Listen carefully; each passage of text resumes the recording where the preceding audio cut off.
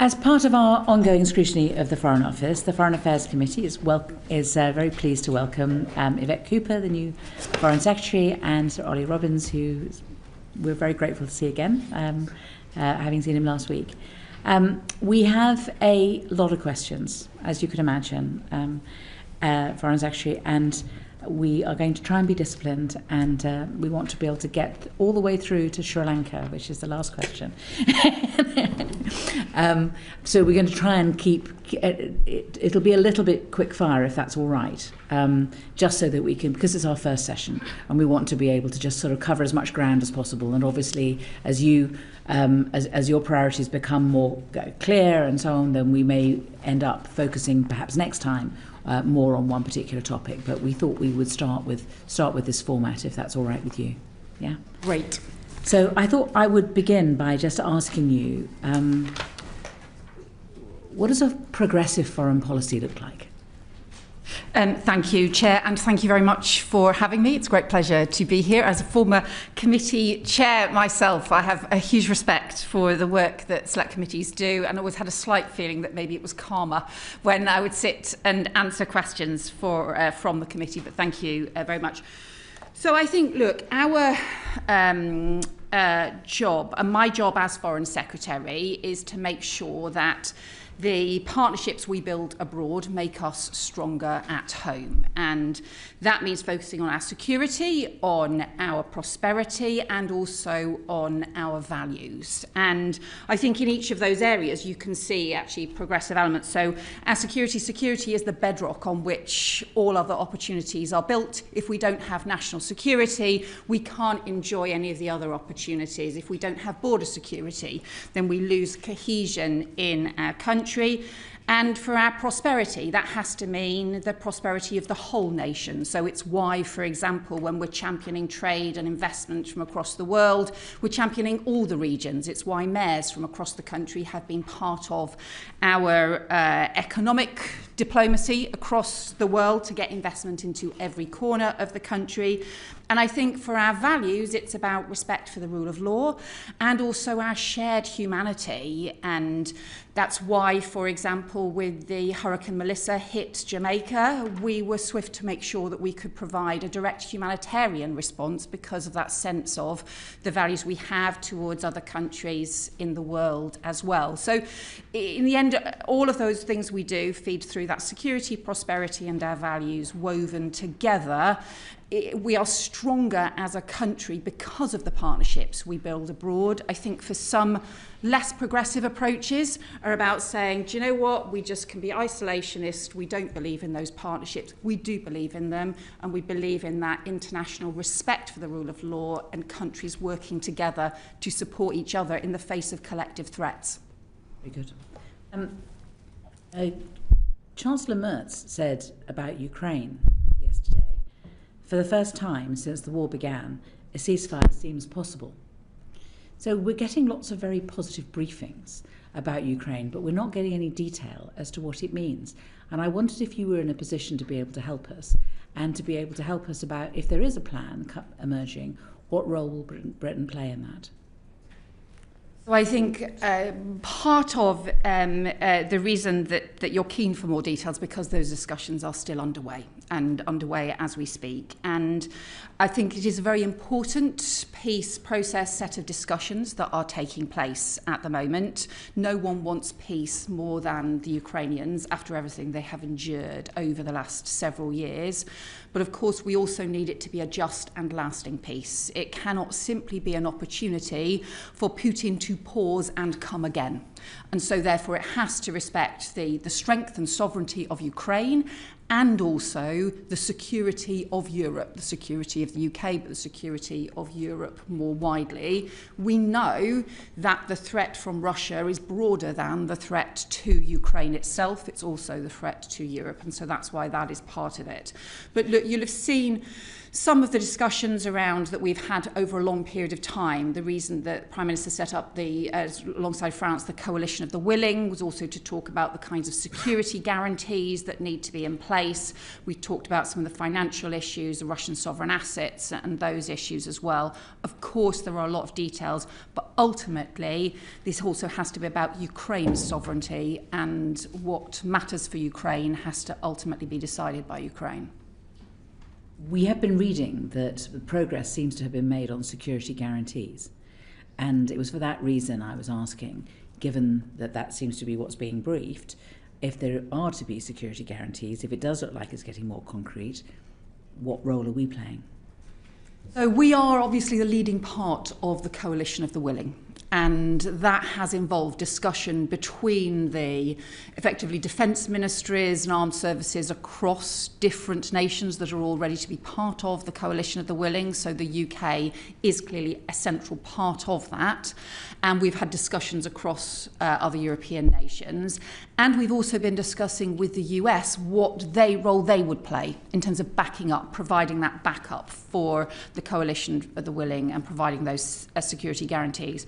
I totally understand why you are asking these questions and pressing on them, but you will also understand while these discussions are still underway, I think it would be premature for me to try and go into further detail when there are still discussions happening.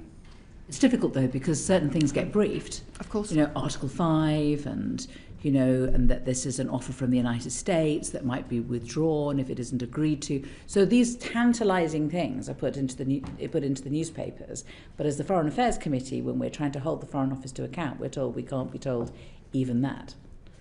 I understand, and this is obviously at the point at which there are details to be published, there will of course be many opportunities to raise questions as well. But bear in mind, there's another obviously crucial thing in this, which is there's a huge amount of work that's been going on, obviously involving the US, Ukraine, also backed by European countries, about securing peace. But what we also see is, I think there are two presidents who are pursuing peace, which is President Zelensky and President Trump, but President Putin so far has just sought to escalate war and escalate conflict. And so, look, what we actually need is Russia could end this war at a stroke if they simply stopped the conflict and they stopped pursuing their invasion of Ukraine. We want to move on to conflicts, and I think we're going to start with Gaza. And I think, Uma, you wanted to ask a question first. Thank you, Chair. Thank you, Foreign Secretary. Last night we had really moving testimony from Reverend Jack Serra. He's from the Bethlehem Bible College, of the desperate plight of those in Gaza and the scenes of the flooding that we're seeing. And I hope that the UK will be looking at pushing on further humanitarian assistance. But the question I wanted to ask is, in the last few weeks there's been a lot of coverage of the death of Ahed Tariq El-Bayouk. She was shot playing near her family's tent in Gaza. The IDF say they are now reviewing this. It's got a lot of coverage, rightly, but this is just one case. Since the ceasefire, an average of 3 children a day have been killed. That's every day. That's over 140 Palestinian children. What's Britain doing to not only rebuild Gaza, but in the short term ensure that this ceasefire, it actually is a ceasefire, and that we aren't seeing children dying every day? I think that you're right to raise this, and the ceasefire we know is incredibly fragile, but more significantly, hundreds of people have been killed or injured since the ceasefire came into force. And obviously that raises issues about making sure that there is effective monitoring of the ceasefire process, and also that we have proper progress around the process as well. The first phase of the ceasefire agreement was obviously around the return of the hostages. That has been hugely welcome. We know there's one remaining hostage, but it's been hugely welcome. The ceasefire itself, which is hugely fragile, and the increase in humanitarian aid, which has increased, but nowhere near where it needs to be. The Civil Military Coordinating Committee that's been set up is doing some form of monitoring what is happening, but I think it's not the full framework that we would want to see. And most immediately, you talked about the flooding. There is an urgent, desperate need for more aid to go into Gaza. We need all of the crossings opened, we need the restrictions lifted, and we have to get an additional surge of aid in. We've managed to get some additional tents in by working immensely hard to get over 2,000 tents in. That is really important. But the UN has said that they need more than 80,000 tents in order to be able to help people through the winter when there's been so much damage to buildings. So that's why it's one of the continual things we are pressing every single day, is to get additional humanitarian aid and support into Gaza. It's also why we're supporting the matched fund pound for pound deck appeal in the run up to Christmas as well. Thank you. I'd just like to ask a question about the West Bank. So violence is decreasing in Gaza, but to have peace in Palestine, there needs to be peace across all of the areas. Violence and military operations have increased in the West Bank. Food prices have tripled, which is extremely destabilising. 1,000 Palestinians have been injured in settler attacks in the last year, compared to 500 the year before. What are you doing currently to condemn the creation of the new and the expansion of the existing settlements, to ban trade with settlements, and what are the practical barriers that you're coming across for the ban, and will you be carrying out further sanctions on violent settlers? And also, I have to say, it was part of our report that we said that there should be a ban on settlement goods being imported into the UK, and the Foreign Office have not so far accepted that. Yeah, what are those blockers that's stopping that? Yeah. So just in terms of the settler violence, the increase in settler violence we've seen is extremely disturbing, and it continues alongside the expansion in settlements that we have also strongly condemned. We've been working internationally, not just directly, to increase pressure on that. So I put out a statement jointly with the French, German and Italian foreign ministers condemning both the scale of violence and the expansion of settlements just a couple of weeks ago, because we're so deeply concerned about the escalation of violence. And I think the number of settler violent attacks during the olive harvest in October alone, I think there were 250 recorded attacks. It's the highest it has ever been. It is shocking and appalling in itself to have that level of settler violence, but it's also, I think, part of the broader issue about the future of Palestine. And that whilst everybody rightly is focusing on establishing the peace in Gaza, we can't lose sight of what is happening in the West Bank, and these need to be linked. It's why the establishment of the Palestinian Committee needs to also be linked into the Palestinian Authority, and we need to have that track to the two-state solution that we have obviously always championed and was part of our recognition of the state of Palestine, which is obviously the historic decision that we took and announced earlier in the autumn. So we are continuing to press those issues. And I think my hope would be that once the next phase around Gaza with the Board of Peace and the Palestinian Committee is established, that would also become an opportunity to link that more clearly with the issues around the West Bank and the reforms to the Palestinian Authority that we're also proposing. You also raised the issue, I think, around trade things. As you know, we have already said that the settlements do not benefit from the preferential trade tariffs and encourage the labelling of settlement goods. You're right that we haven't followed the approach that the Select Committee has taken, and that's not least the complexity of this, and we don't think that this is the right approach going forward. I would also say I think it's not the right approach, or because it's too complex? I think there's a combination of the two, but I recognise the point that the committee has made. So we have set out a whole series of things, and we've pulled back from, obviously you will know, the free trade agreement. I think what we want to see with all of this is to be part of now a positive process going forward. Now that we have the momentum around so many different countries alongside the UK joining in the recognition of the state of Palestine, we have a set of commitments not just around Gaza but also linking to the West Bank around in the discussions about the reforms and the peace process going forward. What's really important now is to bind everybody into a positive process going forward. This is deeply fragile, but we need that forward momentum, and we need to bring the West Bank into that forward process. Thank you. I just want to expand on the settlement trade question. So as the Chair said, the committee did suggest a comprehensive ban on imports from illegal settlements. And I think the response from the department was that guidance equips individuals and businesses to make their own informed choices regarding such activities. What evidence do we have that the guidance is being followed? So you're right that that's both the Department for Business and Trade and HMRC have recently updated their list of the non-eligible locations so that the goods in the specified locations then can't benefit from the preferential tariff treatment, and also have introduced a new document code for that. If there are any doubts about goods that have been declared as being of Israeli origin, then HMRC can undertake checks, and I'm advised will undertake checks to verify the origin of those goods to ensure fiscal compliance. I am happy to write to the committee with further detail if you would like, in terms of the work that the HMRC does on that. Thank you, Foreign Secretary. Just a follow-on from that point. What are there any interventions that are taking place to prevent UK-based business or charities from actually investing in settlements? So companies that are here or charities that are in the UK in investing in expansion of settlements in the West Bank?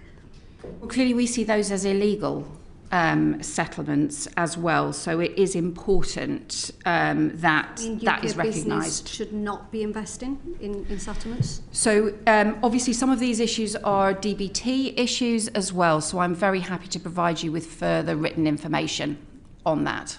Okay. Right. Thank you. Thank you, Foreign Secretary. I wanted to come back to the Board of Peace. Several members of the committee were in Doha for the Doha Forum a few days ago. When we were talking to Qatari ministers, they were saying the Arab position really is the current setup of the Board of Peace is unacceptable for them. And we've been lots of information in the press recently about Tony Blair no longer being in position. So I wanted to ask, what is going to be the UK's role in that Board of Peace? How have we been involved in setting it up? Are we going to hear any more about Tony Blair being involved? Will FCDBO be involved if that's not the case? So when President Trump first published his 20-point plan, he had obviously put forward Tony Blair as part of those discussions. So that was his nomination rather than a UK or different countries being involved at that point. The discussions in terms of the composition of the Board of Peace are still underway, so there isn't a conclusion to those yet. We'd understood at one point there was a suggestion that might happen actually sometime between now and Christmas, some other suggestions that might happen now in January.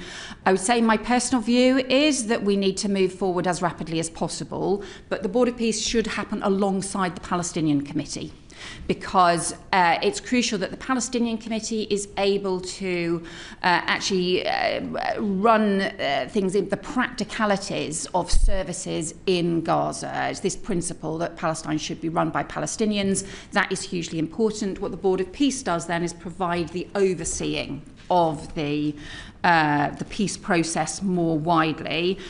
So I think those details, we still wait for those to be finalised, and also which countries will be involved in the Board of Peace as well. There's obviously further crucial things that need to be taken forward around the ISF, the decommissioning.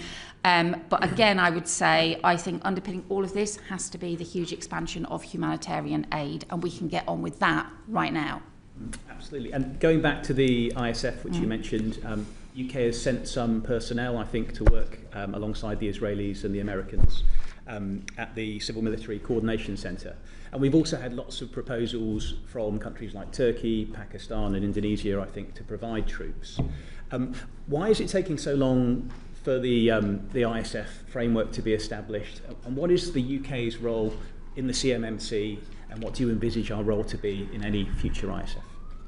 So we have supplied people to the CMCC, both military and civil. members in order to help with that. But that is predominantly a sort of operational coordinating work that it is doing. I think the ISF is a very different role, and we would not expect and don't intend for UK troops to be part of the ISF, although we of course always stand ready to provide planning support or training support or those kinds of issues as well. I think the US is leading discussions with potentially troop contributing countries on that, and I think really some of the issues for those countries or end up being around the mandates and the details of that, and in practice how it could work. The thing that we have also put forward some proposals on as well is around the decommissioning process, which we have suggested could learn from the decommissioning process in Northern Ireland as well. That was done very much independently, so would be a sort of independent process from the ISF. But look, all of those things, as we know, these are complicated issues, so all of these issues are still being looked at and still to be resolved. Thank you. One final question. As we are embedded in the CMMC, and you've said the humanitarian situation leaves a lot to be desired. I mean, the number of people that have died due to the flooding, the huge restriction in tents, the small numbers of additional trucks the UN is being allowed to deliver through, and Rafah crossing is still closed, of course. What influence do we have? What more can we do to ensure that gets in? And do we need to be thinking about further measures against the Israelis in order to encourage them to open these options up? Well, the aid going into Gaza has increased since the ceasefire. My view is that it's still a long way short of where we need to get to. And that's partly why I went to Jordan to see the warehouses, and just one of the World Food Programme warehouses that I went to, which had UK aid as part of it. There was enough wheat there to feed 700,000 people for a month, and yet it was stuck in Jordan and had been there for some of it for 8 months because the Jordanian route into Gaza was still closed. There have been some further discussions, and we are continuing to raise this at every opportunity about potentially opening the Jordanian route, but we're not there yet, and I just think we need to urgently get the Jordanian route opened. We've also been putting the pressure on. We've managed to get the 2,500 tents that we've managed to get in. Again, those have been waiting for very many months. That's enough tents to help shelter 12,000 people, so it is really important, but it's still not on the scale that the UN is saying is needed. And so whilst the number of trucks has gone up, we still need to go much further. So my argument with this is obviously we need the Israeli government to lift restrictions, but my argument is also that this should be part of the push forward with the Board of Peace and with the Palestinian Committee to also get a surge in aid, because I just think it's crucial, especially as winter is drawing in. Mm-hmm. And so you said in your earlier answer, humanitarian aid could be delivered now and should be delivered urgently, and now you're saying it should be part of the next phase. I just think at every stage, everything should happen now. Yeah. So we're calling for it to happen now, but also in addition, as part of the establishment of the Board of Peace and the Palestinian Committee, that is a further opportunity to further increase and have new arrangements in place to make sure we can get aid as rapidly as possible to those who need it. Can I ask you though, because many of the charities have been in touch with us about this, and that is about, so obviously the Israelis are not going to allow UNRWA to play a role in delivering aid to Gaza. Much of our aid goes through the UN, but there's also aid from that we use that will be implemented through grants that we give to charities, and obviously a lot of British people are giving to those charities, but they can't play a role in Gaza at the moment because of the registration problems. Because Israel is insisting that there is this registration process. I understand that Save the Children has been rejected by the Israelis. There are a number of charities that are British charities. And if we have a leading role within, as I understand it, CMCC, when it comes to the delivery of aid, and we can't even get British doctors into Gaza, what are we going to do about it?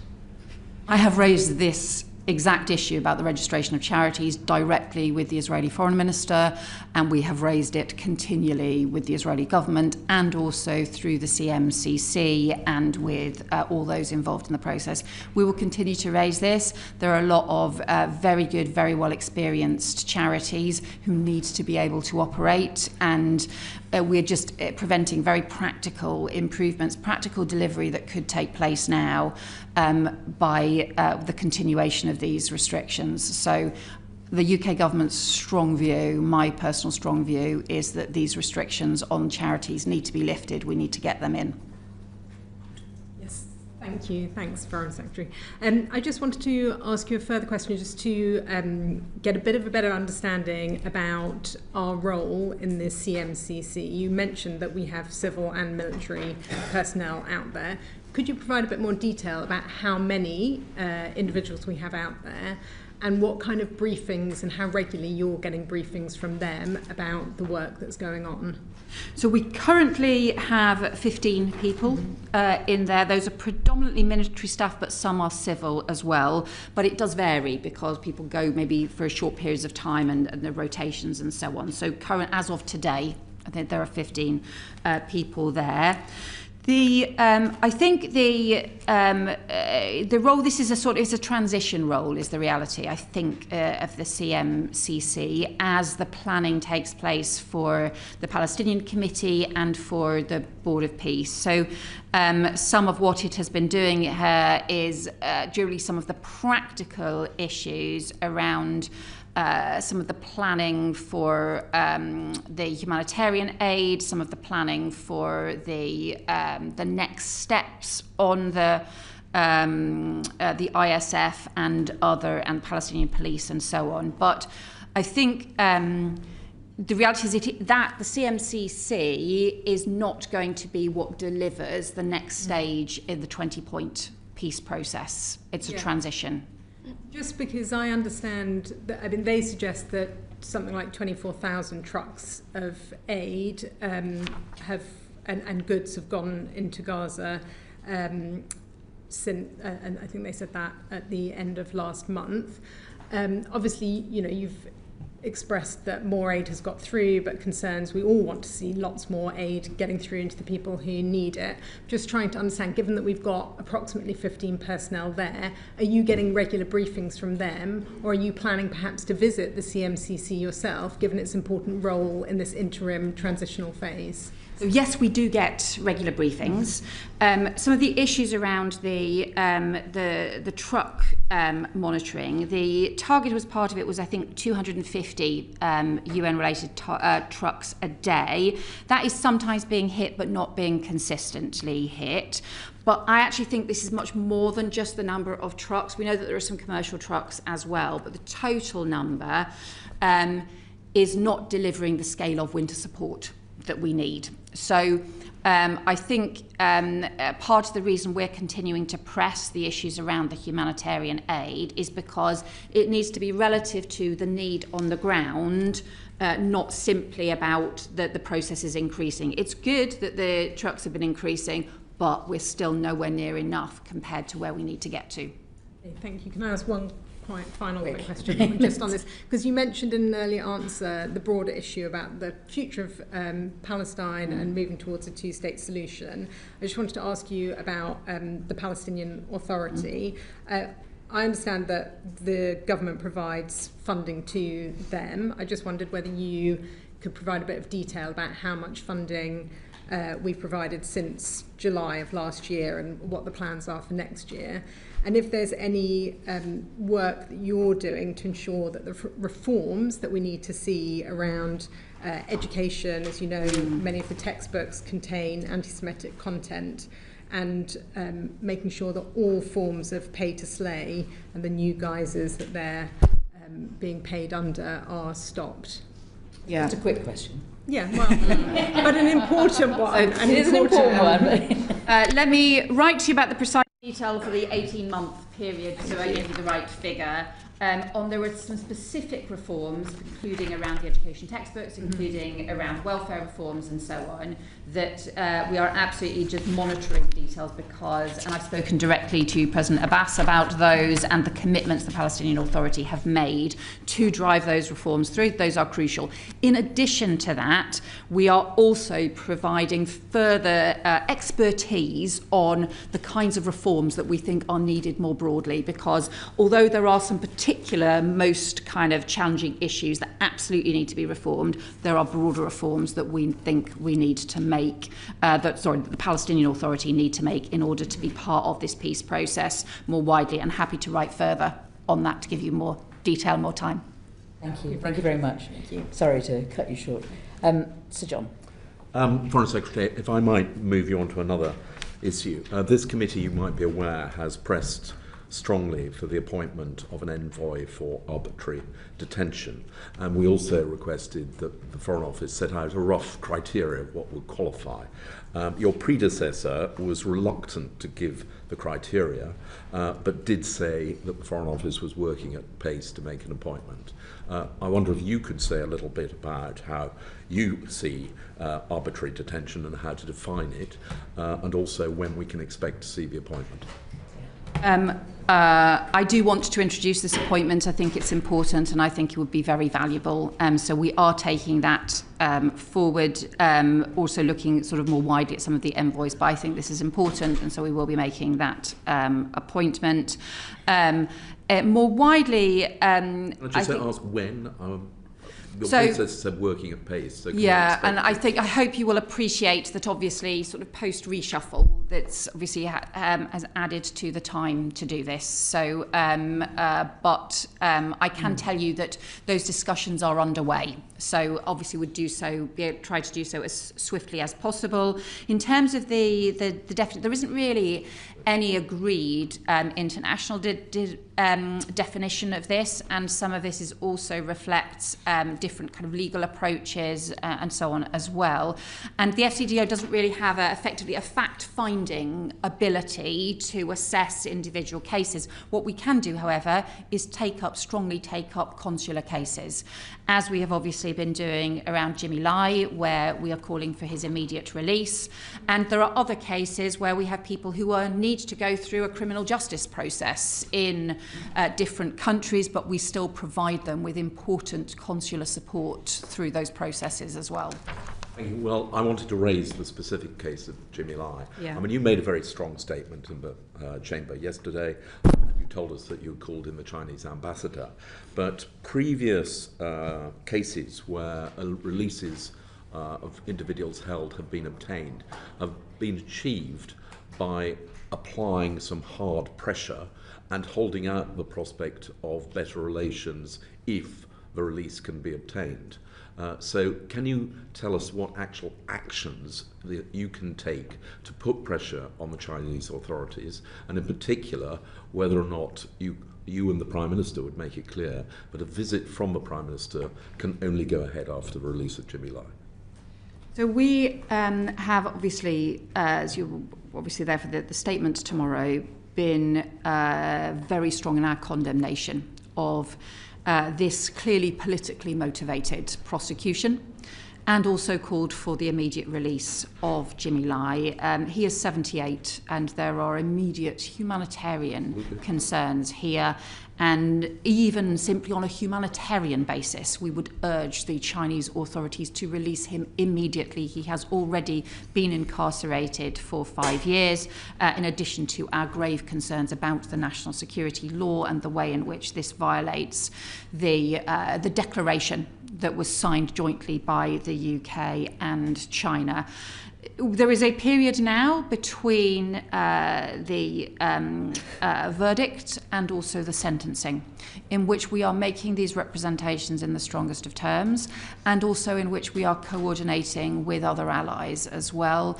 We have been discussing this with other G7 countries. We've also been discussing this with the US. You will have seen the clear statements from the US, including from the Secretary of state. We've seen the support from President Trump as well for Jimmy Lai's immediate release. That is the stage we are at currently, is putting on the strongest pressure that we can between now and the sentencing. Surely the strongest pressure we could put on would be to make clear that a visit by the UK Prime Minister cannot happen whilst a UK citizen is incarcerated in a Hong Kong jail. Well, I think, as I've made clear, our focus right now is to get the humanitarian release of Jimmy Lai, and I hope that would be everybody's agreed objective, and it's why we are seeking to have as many other countries as possible. The EU also put out a strong statement yesterday calling for the immediate release of Jimmy Lai, and we seek to get as many other countries joining us as possible in putting that pressure on. Okay. We move on to Sudan. Given the UK's historic role and its connections with Sudan, is it in a position to be able to be an honest broker in the terrible situation that there is there? And I know it's absolutely, of course, the right thing for us to be giving aid and that sort of assistance, but there needs to be work done on a political solution, on a diplomatic solution, and we are the penholder. So what efforts are we making, and is it even possible for us to be able to find a political solution to Sudan? Yeah. I've substantially increased the Foreign Office work on Sudan. I'm deeply worried about Sudan. This is already the worst humanitarian crisis of the 21st century. And I'm really worried that there will be further atrocities. And we have obviously seen the horrendous scenes from El Fasher, and the fact that having met some of the Sudanese community volunteers, those who work in the emergency response rooms, including a woman who runs some of the services providing support for women victims of sexual violence, the way in which rape is being used as a weapon of war, the mass executions, is absolutely horrendous what is happening there. I think there's also wider, as well as the humanitarian crisis, the risk of famine to millions of people. There are also wider security risks here of failed state, of extremists being able to exploit the instability, and of course migration risks, the huge number of refugees who are currently in Chad or in Egypt or other countries as well. So yes, I think the UK can play a role here. You will know there's a Quad established which involves the US, the UAE, the Saudis and Egyptians. And I have been in touch, I am in continual touch with all 4 Quad members. Speaking to foreign ministers, I spoke to Marco Rubio about Sudan last week. I also spoke to the US Special Envoy, and I have spoken to foreign ministers in the last few weeks continually of the other 3 member countries. So I think our role is partly about maintaining the pressure around the need to keep up the momentum, the work that the Quad has committed to, but also being able to try and facilitate and support some of the more detailed work about what does it take to get to a humanitarian truce, and then also, if you can get to a humanitarian truce, what is then the political process that needs to follow from that. In terms of our role as penholder, we stand ready to put forward further UN resolutions. As and when we can, you'll realise we obviously took a resolution to the Human Rights Council as well, which was strongly supported comprehensively from across the globe as well. So the lead doesn't come from us as penholders at the UN. The lead comes from the Quad, and we stand ready to give assistance. I think the Quad, the US obviously does have substantial ability to put pressure on. The countries, the Saudi, Egypt and UAE also have extensive influence as well, and engagement in this. Our role, I think, is to continue to work with all of them, and also to push to keep pressure on through the UN as well.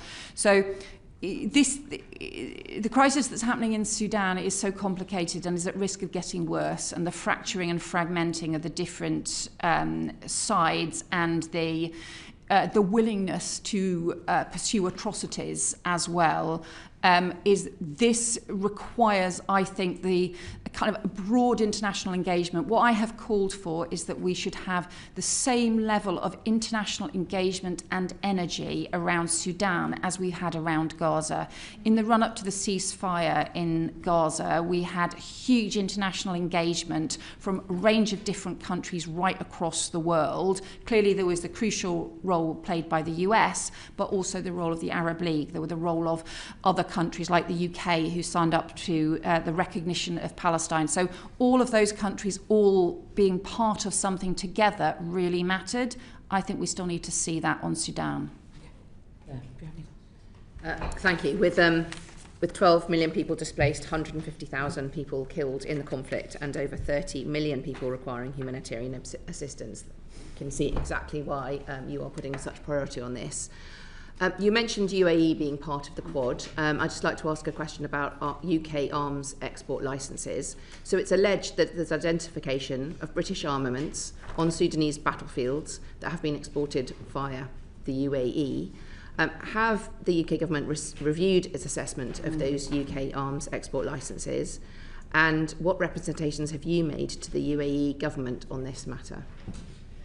So I take any allegations like this incredibly seriously, and since I think there were allegations made about 3 items being sourced to the UK that were found in Sudan, since those allegations were made, we have reviewed, or I've insisted reviewed, 2,000 export licences.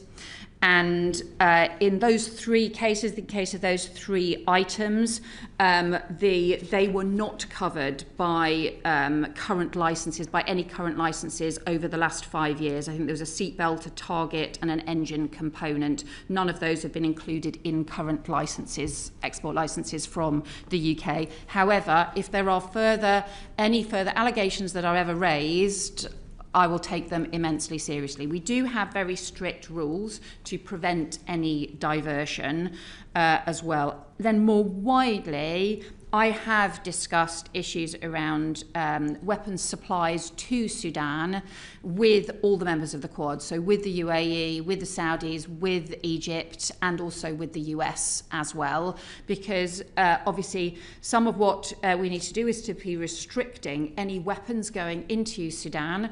We also have to recognise, though, they have got an awful lot of weapons already in Sudan, and therefore the most urgent thing is getting the humanitarian truce in place and trying to identify what it would take to have sufficient pressure on both sides that they pull back from the brink of further conflict and atrocities.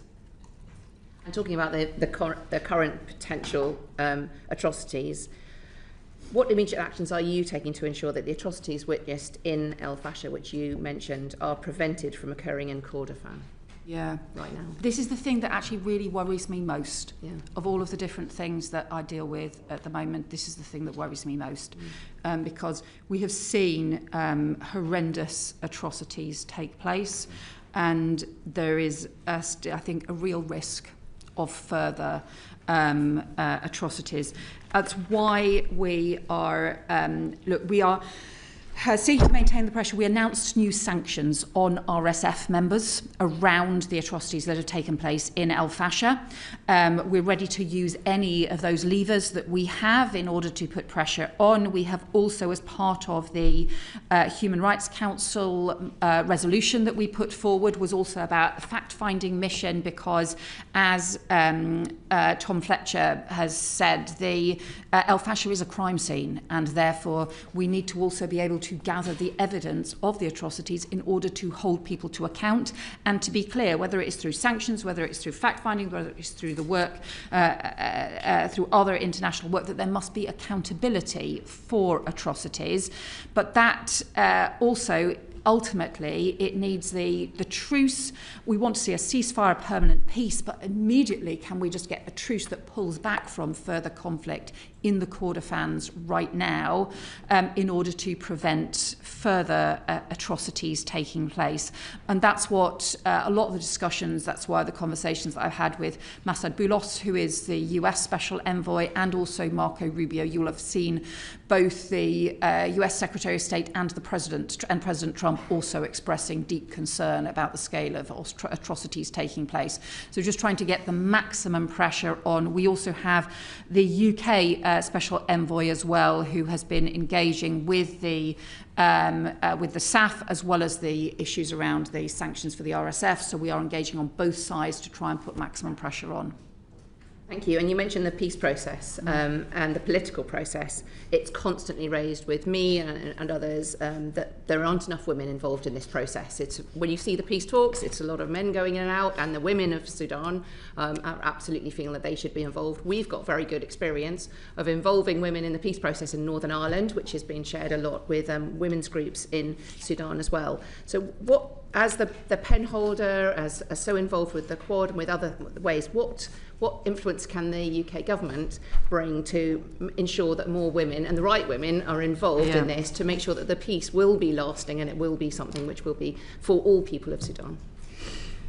So one of the things that we are seeking to do, including working with other countries like Norway, who've also experienced in these areas, is to try and work to build up some civilian capacity in Sudan, because there's an immediate issue about getting the warring sides to pull back from the brink and to agree to a humanitarian truce.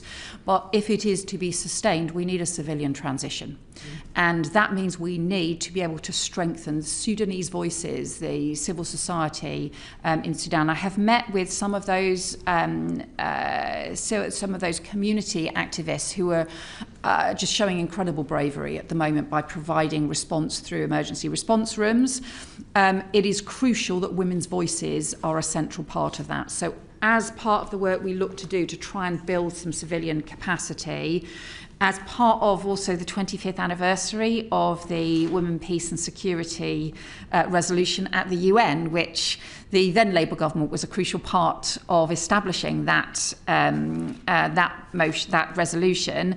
That was all about recognising that not just there needs to be protection for women victims of war and conflict, including from things like sexual violence, but also that women's voices need to be heard as part of the peace process, that women need to be the strong voices for security and for peace. So we highlighted that 25th anniversary as part of the work I'm trying to do to strengthen the work around women and girls through the Foreign Office. We need to make sure that those principles are now taken forward in the work we seek to do to strengthen the civil society in Sudan. We move on to Syria because we're a bit tight for time. Sorry, Claire. Thank you, Chair. There have been a number of appalling ISIS-linked attacks in recent days, so the devastating anti-Semitic attack in Australia. But we're also seeing an uptick in ISIS-linked violence in Syria, and a number of American servicemen were killed over the weekend. I wanted to ask about our response to ISIS in Syria. What can you tell us about that? And are we reviewing our position in light of these recent incidents? Yeah. So I think there's been, in recent years, if you go back maybe 10 years or so, the focus, the security focus of the Foreign Office and actually also of the Home Office would really have been around counter-terrorism threats. And the nature of those sorts of organised groups operating in ungoverned spaces, and the need as to what the strategy should be on that. Most recently, in the most recent years, we have seen the growing state threats. Now, whether that be around Russia and Ukraine, whether that be around Iran and nuclear threats, or those threats that we have seen in the UK as state-backed threats, hostile state-backed threats and organised hybrid threats as well. But part of the discussions that I've had in the Foreign Office about the work that we need to focus on around security, I've been very clear that we can't simply move everything to focusing around some of those state-backed threats, because actually you can see signs of some of those terrorism threats starting to grow again and starting to escalate, and that we have to be immensely vigilant around that.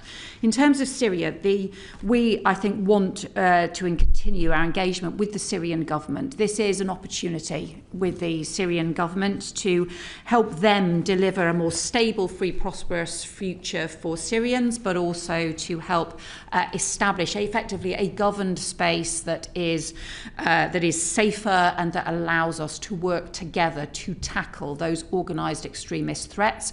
You'd have seen the commitments that the Syrian government made when in the US on joining the international coalition against Islamist extremism, and we are continuing to work with the Syrian government on that. I welcomed the Syrian Foreign Minister Al-Shabani to the UK in November as well. So it's something that you would expect me to be very alive to, having come from the Home Office to the Foreign Office, but it's certainly something that we will continue to focus on, not just in Syria but more broadly. Brilliant. Thank you, Foreign Secretary. And I'm glad you mentioned working with the Syrian government on normalising the situation there and building a more inclusive and representative country.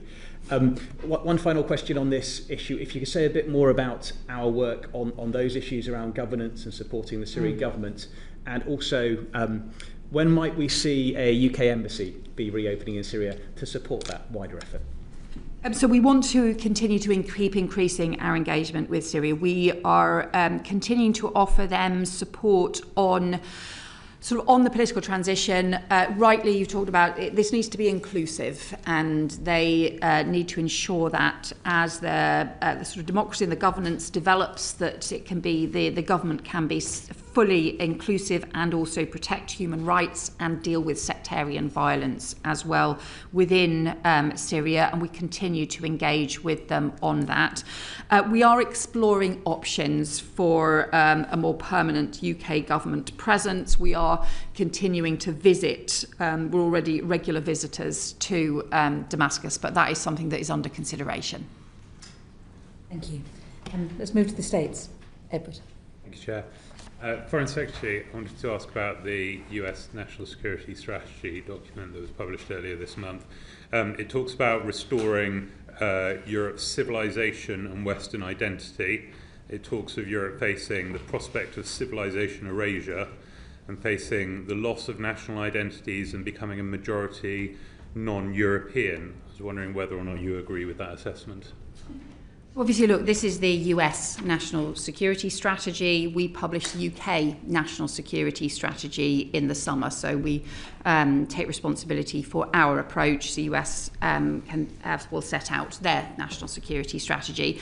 There are areas in their strategy where obviously we have that, and also actually more widely, not just simply about their strategy, but in the approach that they take, that we clearly have shared vision, for example, and areas where we respect their different priorities, and also, of course, areas where it wouldn't surprise you that we would take a different view. And certainly on some of the points that you make, I think you wouldn't surprise you that we'd take a different view on the strength of European democracies, the strength of our freedoms, our support for communities, and our social cohesion as well. And I think if you want to talk about the centuries of civilization that we have to be proud of, our cultural industries are stronger than they have ever been. It's a more important part of our economy than it has ever been. We have strong and diverse communities who are proud to be British, who are an incredibly important part of the kind of country that we are, and we celebrate that and will continue to do so. In terms of the US approach to Europe, it talks about European governments' subversion of the democratic process. It says the US will promote the influence of patriotic European parties and cultivate resistance to Europe's current trajectory. I'm wondering whether or not you think it is acceptable for the US to meddle in the democratic process of the UK and European countries to promote political parties that have overtly Trumpian views.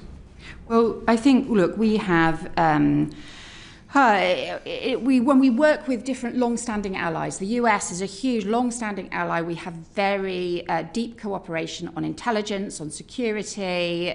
They continue to be closest ally in a whole series of national security areas, and that continues. Of course, we have differences of view around all sorts of areas, and we respect their democracy. We obviously expect all democracies to be... We expect that they don't respect our democracy if they're willing to meddle in it. Well, we expect all democracies to be respected and all nations to be respected. And we, of course, can have robust differences of view about particular political issues and continue to be so. And I would also just say I regard my party as a patriotic party as well, and will continue to be very clear about the strength of our country. I'm very proud of Britain and the diverse country that we are, the creative, dynamic country that we are, and also the strong ally that we are to all sorts of countries across the world. So I guess where I'm driving with this is that given the policies and the world view that is outlined in the US National Security Strategy document, given that on publication the Kremlin spokesperson welcomed it as largely consistent with our view of the world, how reliable a partner is the US to the UK, given how different our worldviews are? So I think working with the US in practice on a series of different issues. So the discussions that I've had, repeated discussions I've had with the US Secretary of State, repeated discussions that we've had, obviously the Prime Minister has made close discussions with President Trump, that we've had the state visit and so on. We've had a series of areas where we have strong shared interest in the economic and tech development, for example. That was part of the tech partnership. We discussed, in fact, while I was in Washington, the continued strong support from the US for NATO, for example, but at the same time, recognising, and we agree with this, that European countries need to do more and contribute more to their defence. We strongly agree with that. And also the work that we are doing both around Gaza and the peace process and around Sudan and the peace process as well. Of course, there are areas where we take a different view and where we will raise those with the US and discuss those, and I have done so as well. And that includes being very clear that I see strength in the way in which Europe is responding to Ukraine, for example. We need to do that alongside our allies. This peace process with the US is hugely important.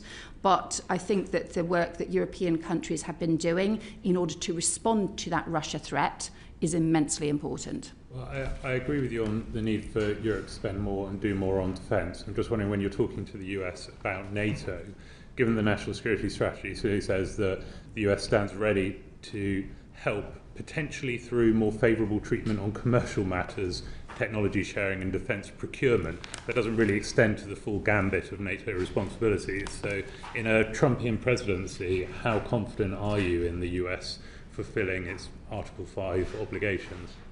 Well, that's actually one of the issues that I discussed while I was in Washington, and where the US administration, Secretary of State, were very clear with me, the continued and strong support that the US continue to show for NATO, and that is what we have seen as part of the NATO discussions. It's also some of the issues that have been discussed around security guarantees as part of the Ukraine discussions. Again, immensely important. Europe does have to do more. It was part of our discussions at the NATO foreign ministers, that's why we're increasing our defence spending. That's why other countries are also doing so as well. But I think that we've always said that NATO is at the heart of our security. It's immensely important to our security and will continue to be so. I'll move on to Rich. Thank you, Chair. Staying with the question of the US national security strategy, it characterises Europe as blocking peace between Ukraine and Russia. How does the British government respond to that characterisation when you engage with the United States government?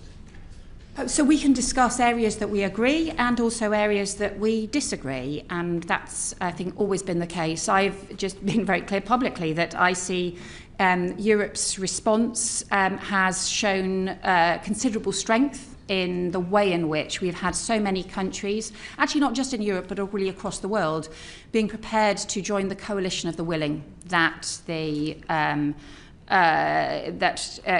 Prime Minister and the French President established and co-chair. That has been really important. I think the continued investment to support Ukraine, to support Ukraine's defences and also to support Ukraine's energy infrastructure that's taking place at the moment, and our continued commitment, the fact that so many European countries are increasing defence spending now in response to the real threat that we face from Russia. And I think you have heard some of the things that the head of MI6 said yesterday. I would really just reiterate this. The threat from Russia is not simply about the threat to Ukraine. The threat from Russia to the stability and security of Europe is very real. We should be very clear-eyed about that, whether it's the nature of hybrid threats, whether it's the kinds of military intervention we've obviously seen in terms of the threat to Ukraine, whether it's other kinds of deliberate cyber disinformation threats and so on, or threats to undersea cables, the broad range of threats that are posed by Russia that we need to take immensely seriously. And I think Europe is strongly pulling together in response to those threats. Foreign Secretary will be glad to hear that in the new year we will give you a new report on disinformation that we're in the process of putting together.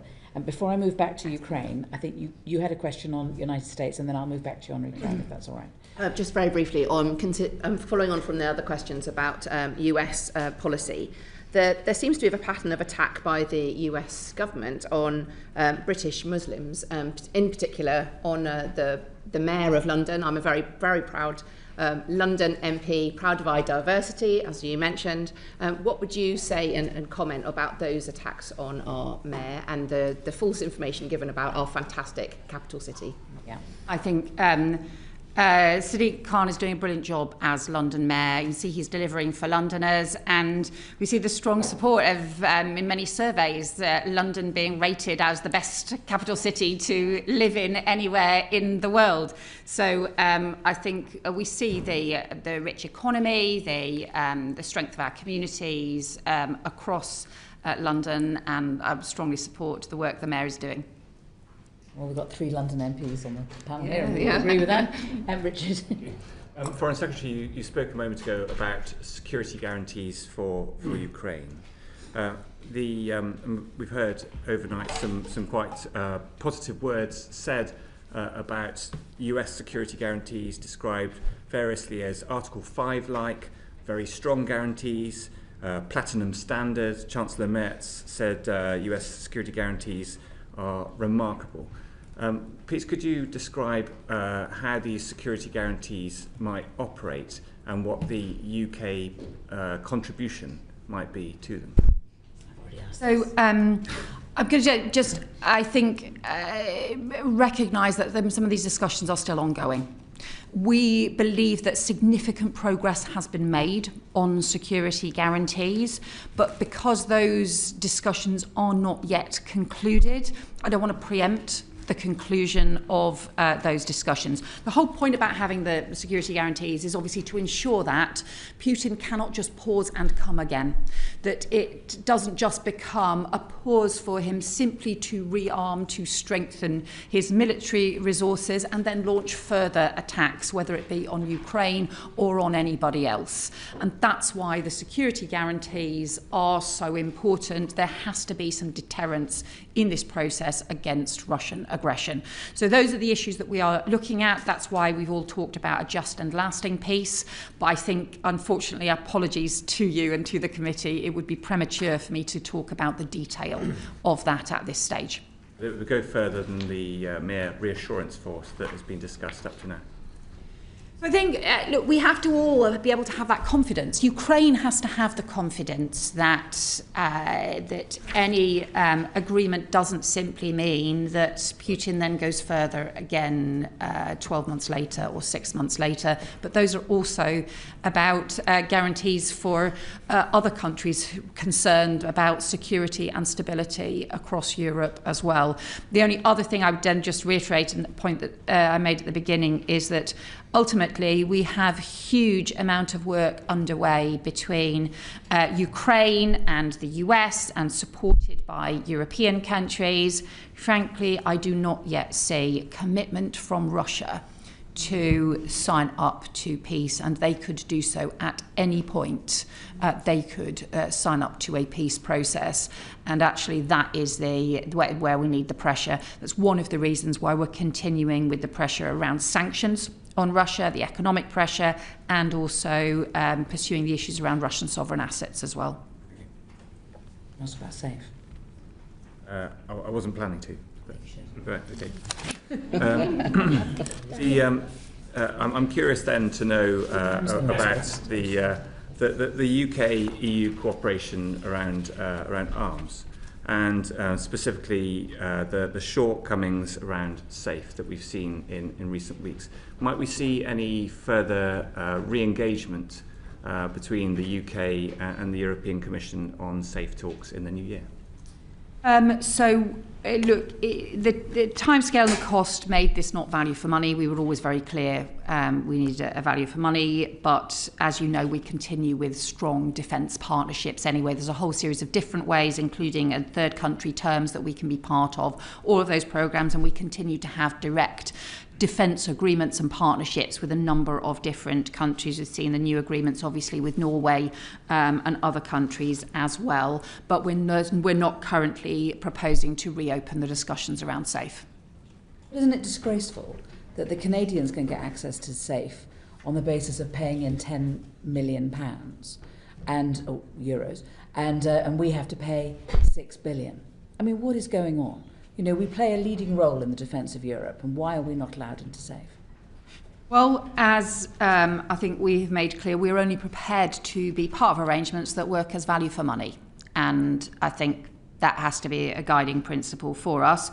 But we have a lot of different defence partnerships, whether it be around frigates, whether it be around GCAP, whether it be around different forms of not just defence cooperation, but defence procurement with other European countries, that we will continue to do so. The work that we did, having seen the carrier strike group on its return from the Indo-Pacific as it came back through the Mediterranean, the partnership with Italy, the partnership with Norway, those partnerships are immensely important. They will continue to be so. We will continue to be part of a strong defence arrangements with other European countries. Okay. You want to go on to Russian sovereign assets, Phil? Yes, Foreign Secretary, on the Russian sovereign assets, are you able to say what progress has been made in seizing those assets held both here in the UK and further afield?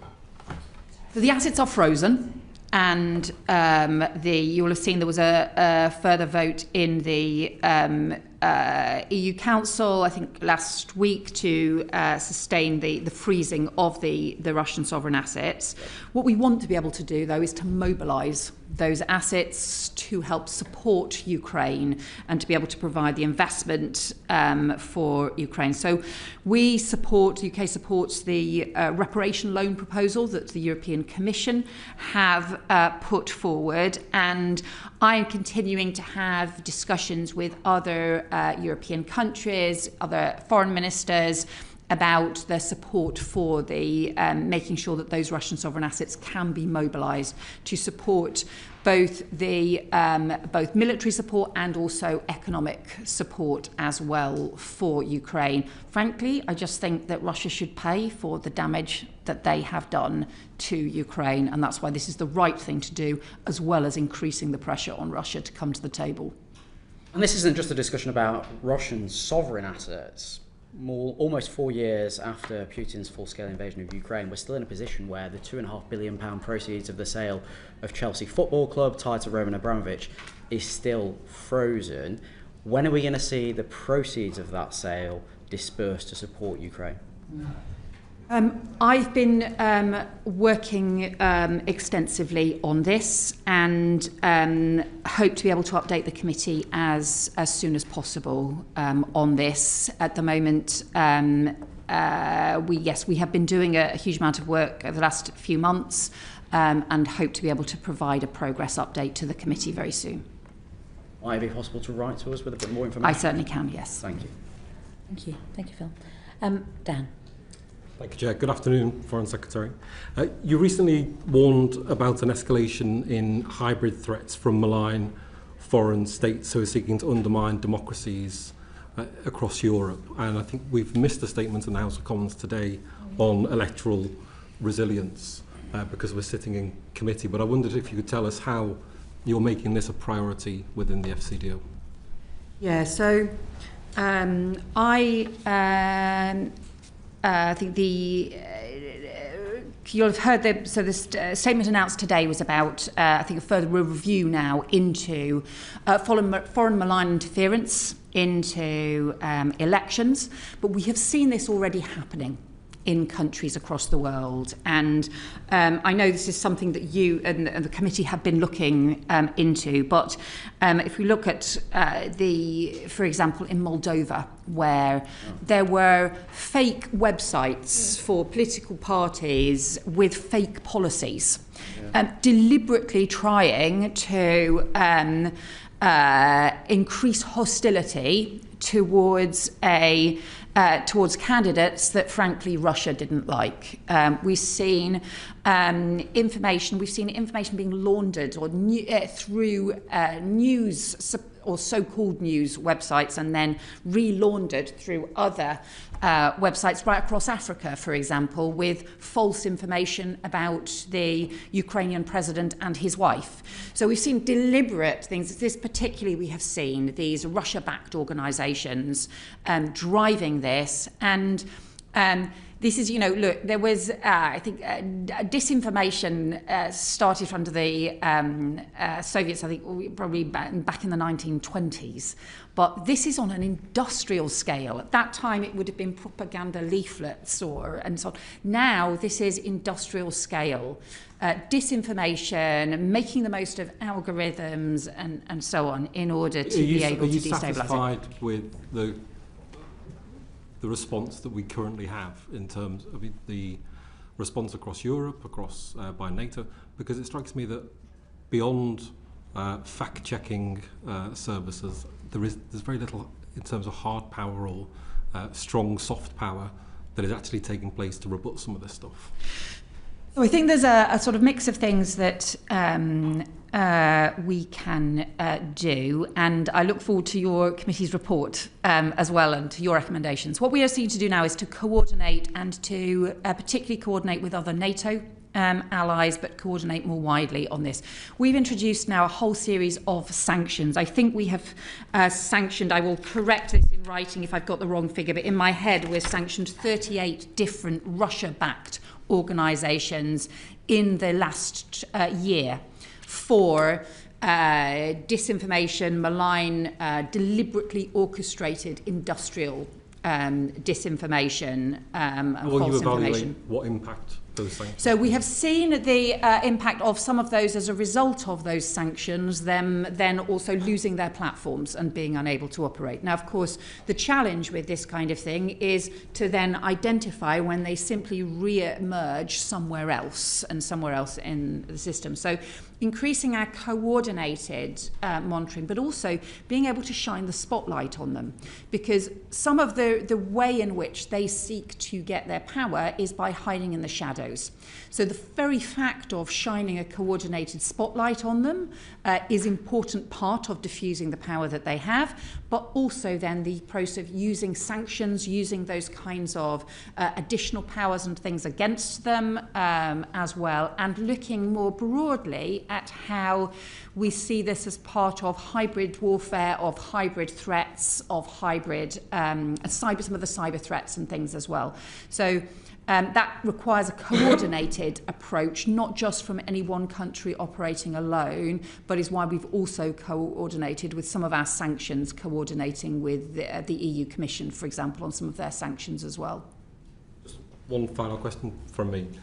Returning to the issue of the EU and looking towards Europe for European security and Britain's leading role in that, and the fact that talks on SAFE broke down, shouldn't you be clearer in your condemnation of the Commission for its role in subverting what democratic leaders in Europe have stated as their aim, which is to work together on defence? Yeah, also. Well, I think on the issues around sanctions, we've had very strong coordinated work with the European Commission. Some of the work, for example, the Russian sovereign assets work, again, has been very close between us and the European Commission. There are other areas, obviously, where the strongest partnerships are directly with individual member states, whether that be through direct individual partnerships around defence procurement, or whether that be around groups, the fact that we've sometimes worked with the E4, the fact that we've sometimes worked with different groups of European countries as well. So I think it will be different on different things. Look, we don't agree with where the SAFE discussions got to, but we are part of a much bigger, broader defence cooperation, not just with our European allies, but also with NATO, and that remains important, especially at a time like this. Thank you. Okay. Afra, you want to talk about China? Thank you, Foreign Secretary.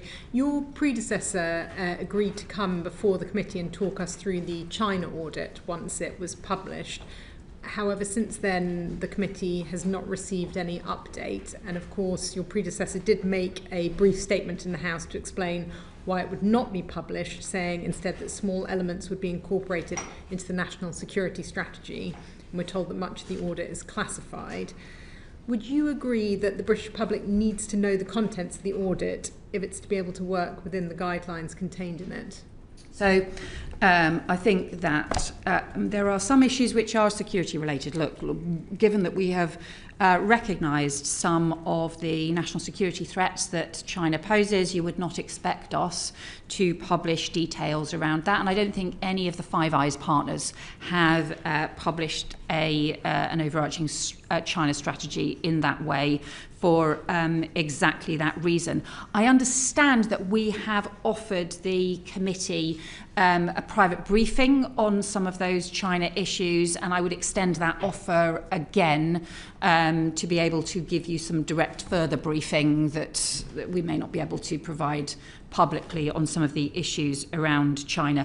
It's, the complexity of our engagement with China is that it both poses national security threats and also is our third largest trading partner. We have some of the specific historic issues around Hong Kong, as we've discussed earlier on in the session around Jimmy Lai and other issues around Hong Kong. But we also have the wider issues that might range from climate change cooperation or trading issues through to some of those really kind of economic security threats and issues as well. So some of the areas that I have been focusing on around China since I took up this brief as Foreign Secretary include strengthening some of the security approaches around some of the cyber threats approaches, pursuing further analysis on some of the wider economic security issues, just for example, things like the supply of critical minerals, for example, or looking at some of the wider issues in terms of our critical national infrastructure here in the UK as well. Thank you, that's really helpful, and we will definitely take you up on your offer of a private briefing, I'm sure. Just to note, though, that I was of the understanding that a number of UK allies and partners, including the Netherlands, Sweden, Switzerland, Finland and Germany, have all published explicit national China strategies. Yes, I think some European countries have, but not Five Eyes countries. And if you talked about just now the kind of wide remit of areas that our relationship with China touches on, what I'm trying to understand is if the majority of the audit is classified at a level beyond what most people working in the civil service could see, indeed so classified that up to this point even the committee hasn't been allowed to see it, how can we expect government departments to be able to implement it effectively and work together across different departments to make sure that it's properly seen and seen through?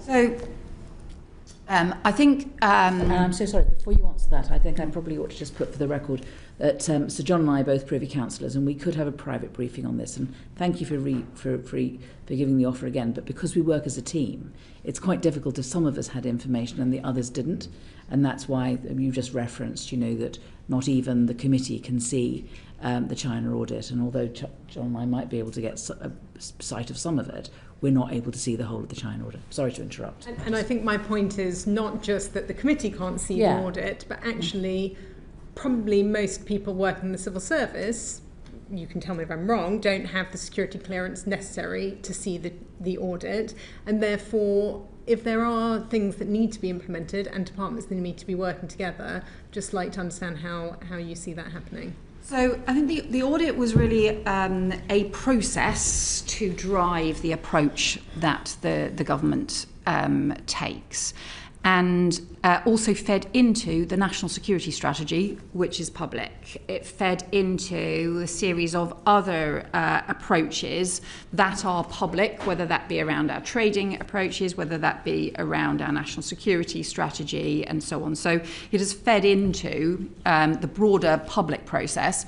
The areas where I'm interested in us being able to do more is to look in a bit more detail at some of those economic issues, because there are areas where it's clear that actually we can have strong partnerships, where we can have benefit from greater investment and trade. And the Prime Minister highlighted some of these in his recent speech, where he set out some of the areas. It could be some of the cultural areas, for example, because cultural industries is a hugely important part of the UK economy. But there are other areas, including around defence, including around some of the sensitive security issues, where actually we should not have Chinese investment, because national security ultimately comes first.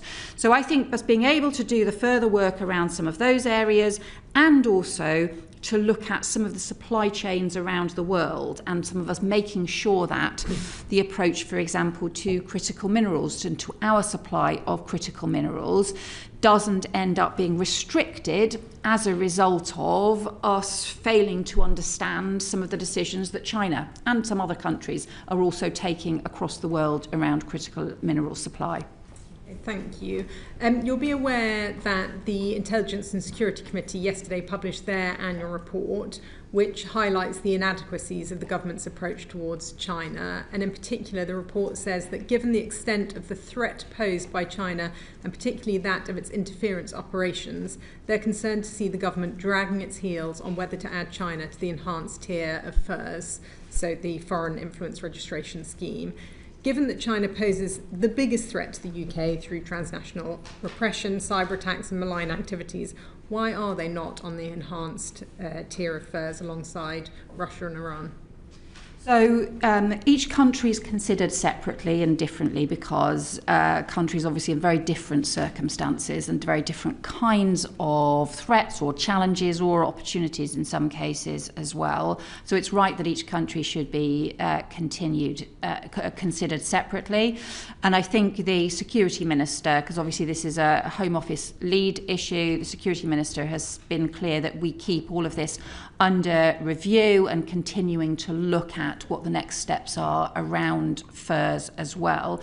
But alongside that, there are a series of other security tools that we have. There's obviously the sort of first tier, of FIRS that applies more widely.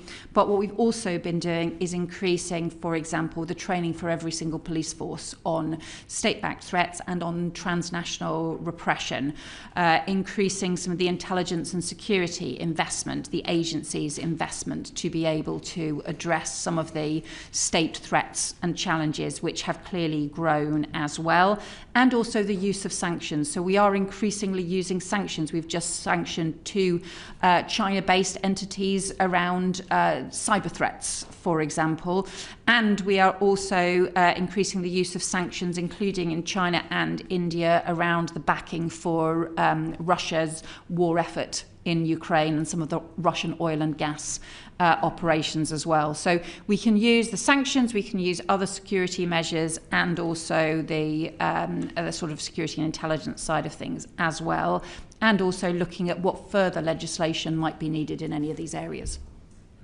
I'd like to ask you about the plans for the new Chinese embassy. As you know, the China Super Embassy planning application is causing a lot of concern for many people in the UK who oppose the regime and for others. The current proposal will see the embassy built in a prime strategic location in central London, next to the Tower of London, on the site of the Royal Mint, becoming the People's Republic of China's largest embassy in Europe and built in close proximity to critical communication cables servicing the City of London's financial district. Are you concerned about what message this sends our international allies, particularly the United States, who are concerned about the security threats that China poses?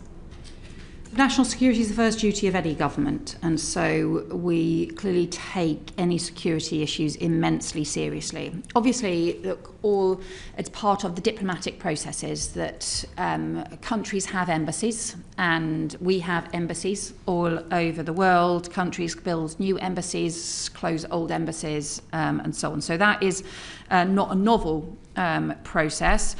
You will understand, obviously, there is an independent planning process that is underway, and it would be wrong for me to cut across an independent planning process.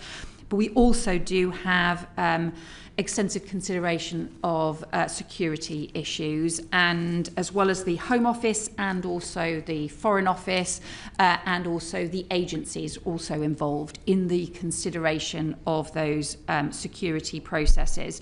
Back in the spring, when I was Home Secretary, alongside the then Foreign Secretary, we wrote to the planning process to raise a series of security issues and to say that further work needed to be done for those to be addressed.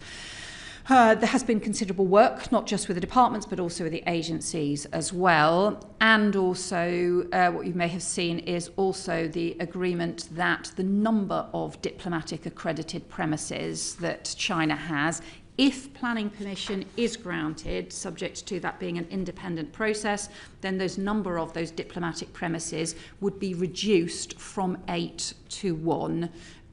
Which also has significance in the process as well. Thank you, and it's helpful to get that full answer, although I was particularly asking about the kind of message that sends some of our international allies. And on the 3rd of November, so last month, members of the House of Representatives in the USA wrote to you to express their concerns with the Super Embassy application. They said, as one of our closest allies with whom we share a special relationship, we're writing to raise concerns about the People's Republic of China's egregious attempt to construct a super embassy on the site of the Royal Mint Court, a strategic location in central London. We write to urge the denial of the proposed construction and encourage full consideration of the ramifications of allowing such a development to proceed unchecked. So I just wonder what your response is to their letter and whether, in light of their concerns, you've reviewed your position on the embassy.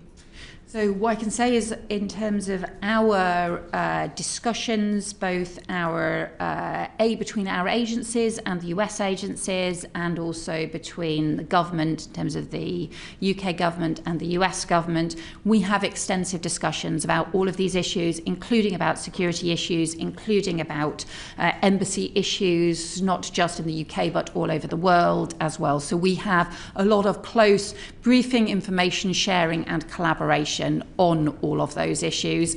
And ultimately, to be honest, it's like the most important, national security is the most important issue to us. So actually the starting point is we make sure that we are maintaining our national security, and we do so with the full advice and details from all of the security and intelligence agencies as well. And as somebody who spent 15 months as Home Secretary and has seen some of the detailed threats, challenges and issues that we face, I can assure you that I take all of those issues extremely seriously myself. Thank you. I want to ask you about the 1,000 Mandarins speaking Mandarin that your predecessor said we were going to get, but we don't have enough time, so I'm going to ask you. Because I'm not sure I have the answer to that in front of me, so I would definitely have to write to you on that one. But I'm sure that the Permanent Under-Secretary would know the answer. Foreign Secretary, can I ask you about 3 aspects of the UK's soft power, something that we have traditionally been very strong at? The first one, which we explored with the Permanent Secretary last week, is the position of the British Council. The British Council view the existence of the loan, which was given to them during COVID, as existential, but as Sir Holly told us last week, I think rightly, there is, even if that were settled, the continuing problem that their income does not meet their expenditure. Now, there is a conflict in the British Council between the offices which are commercially successful and those which are actually of strategic importance to us in terms of UK influence abroad. Can you say whether you have reached a view yet about how the British Council can operate going forward and whether or not those challenges can be addressed? So I should start by saying the importance of the British Council, some of the amazing work that they do across the world. And I spoke to some of the British Council employees in Kyiv, where their building had been targeted or had been hit by some of the Russian bombardment as well. So we know the importance of that sort of cultural diplomacy that also helps with both economic and security diplomacy as well. Obviously, they do face financial pressures that I think you're right to say that there's obviously the issues around the loan but also the fundamental business model. And part of the reason that they were given the loan in the first place was because of problems with the business model. So therefore, at its heart is we need to make sure that we're addressing those issues around the business model. The British Council has put forward a business plan and a turnaround plan. The stage we are at with this at the moment is that there are 2 reviews due to conclude very shortly. The first is a review of that turnaround plan and of the robustness and resilience of it and what it might achieve. And the second is into their short-term cash position. Those reviews are pending, and then obviously we need the British Council to be able to respond to the conclusions of those reviews and for us to then ensure that we've got a robust and resilient way forward. I appreciate that is a holding answer effectively, because I'm still waiting for those reviews to conclude, but very happy to ensure that we provide you with more information when we have that. The British Council have indicated to us that 40 offices are under threat, including those in places like the Baltic states, which are of huge importance in terms of facing Russian disinformation and Russian influence. I mean, are you willing to see closures of the British Council offices of that scale? So I need to see the reviews before we can, I think, respond to them. What's important is look, they have a hugely important role to play, but look, they, a lot of their income was based historically on the teaching of English. In some countries, that continues to be really strong. In many countries, the examinations, for example, the provision of exams for British exam system is incredibly strong. But there are other countries where that demand has dropped, and they still have a commercial revenue of around £800 million and a further £150 £160 million from the FCDO as well. So they still have a very substantial income each year, but we have to make sure that the costs that they have match to that, and that they have a business model that is sufficiently sustainable going forward, that they are not put at risk, and the important work that they do is not put at risk. So again, unfortunately, until I can see properly what those reviews conclude, we I think need to wait until we have seen those before then responding about what the best next steps are. Okay, well, if you could let the committee know as soon as you're in a position to. Can I turn to another aspect of soft power, which is the BBC World Service? Again, they are countering disinformation. I think you may find it highlighted in the report that the committee is producing up against RT and Sputnik and the Chinese and any number of hostile forces who are investing far more into broadcasting than the BBC and government spend. Are you able to give an assurance that the BBC World Service language services will be maintained and that we will not see any of those closing? So I think it reflects the strength of our commitment to the World Service and our support for the World Service, that we gave a significant uplift in funding this year. I think it was 30% increase in funding to the World Service this year. And that is exactly because we hugely value the work that they do. You'll obviously understand this comes at a time when we have real significant fiscal pressures, where we also have the response to global instability. We are seeking to increase defence spending, for example, at the same time as we have the reduction in overseas development aid spending. So the fact that we've been able to do that at a time of significant financial pressures, I think shows the importance of it to us. Ultimately, the World Service is independent and has its editorial independence and takes its decisions as well about where that they have the most impact in terms of the services that they provide, but we will be continuing to support them in their important work. Okay, I might just leave you with the thought, which I think a number of us have expressed, that the increase in defence spending, which is very welcome, should actually incorporate recognition of the importance of soft as well as hard power. So can I just move to one final area of soft power? The UK has been very strong, indeed was one of the founders of the Global Coalition for Media Freedom. It is something that we have attached huge importance to, and at the present time media freedom is probably never under greater threat than it is today. And so can you reassure us that this is still a priority of the Foreign Office, and that we will be doing all we can to support independent media in the many, many countries where it is under severe threat? Yeah, I think this is hugely important. It's a fundamental underpinning of democracy, and it's also a fundamental underpinning of the rule of law and the international rule of law, that we have independent media voices.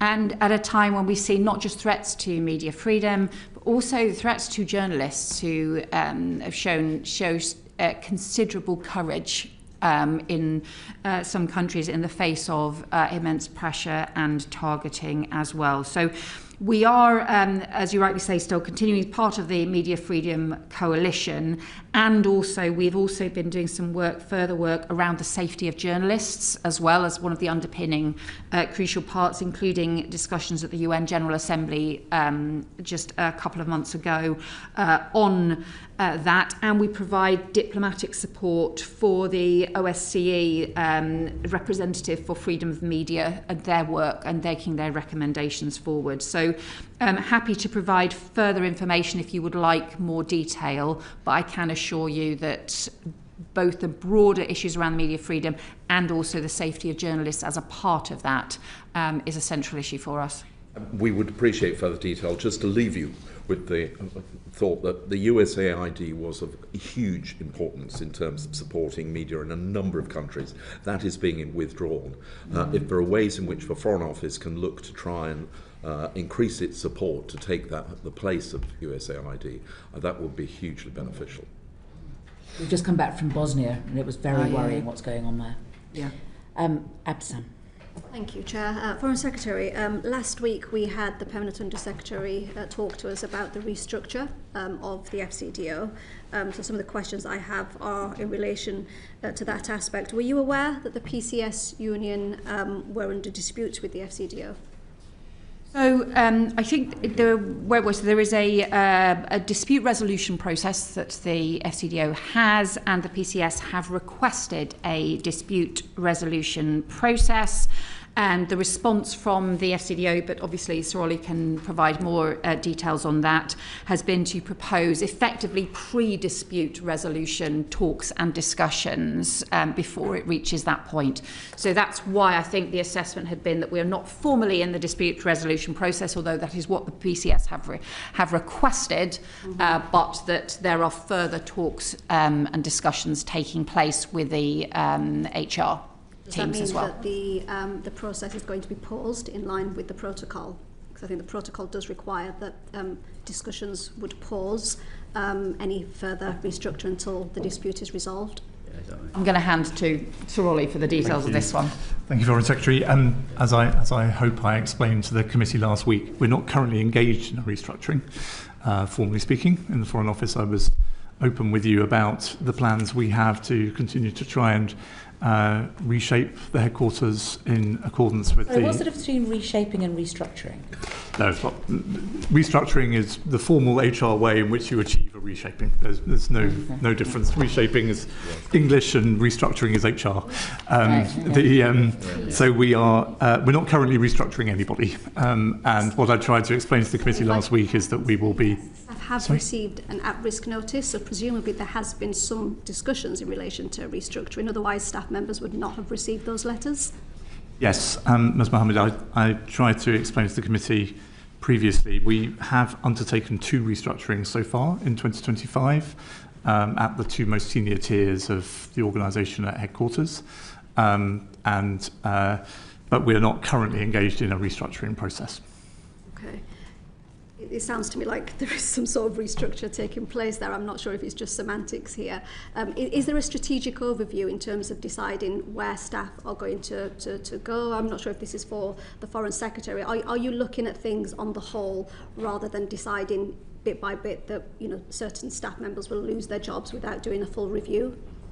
So the starting point from this is that over the last 10 years, there had been a very substantial increase in the workforce compared to the combined workforce of the 2 departments, the Foreign Office and DFID, 10 years ago. And with the combined department now, the staffing increase, I think, is something like 25% increase in overall staff, and within which that is a 40% increase in staff in the UK. So that obviously is a very big change in the course of 10 years to have such a focus on UK staff. Alongside that, we have, I think, to recognise the very significant changing world around us and the way in which the Foreign Office needs to respond with agility and be able to pick up more thematic changes, be able to deal with not just area by area of the world, but also look more thematically at some of the things that the government needs to be able to achieve abroad. So the fact that we now have some of the things that David had established was sort of a thematic approach around security, around economic prosperity, around migration, which is an area that I have also expanded, around climate, around development, and around effectively not just Europe but international structures as well.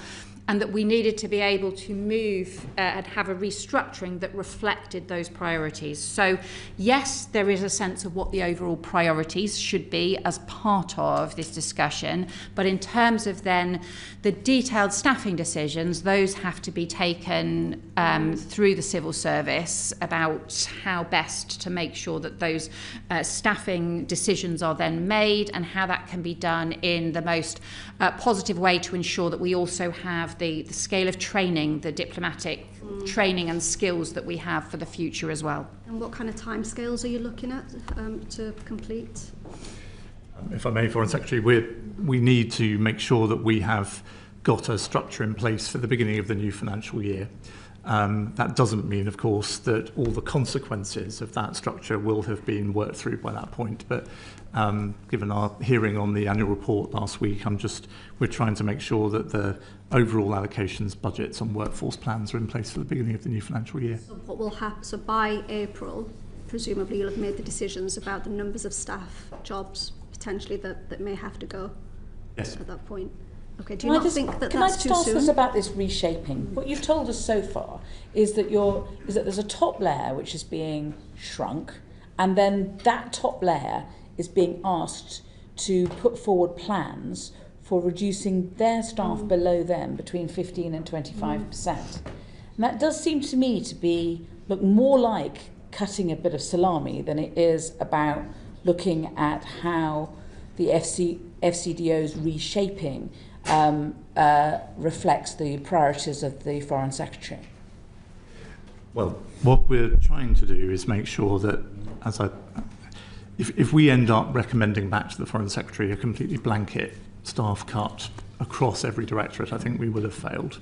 As the Foreign Secretary was saying, we're trying to take account of the thematic priorities she and the government have set the department, think about where the world has changed around us, and what I suspect we will end up with is some quite differentiated results across those different parts of the headquarters function.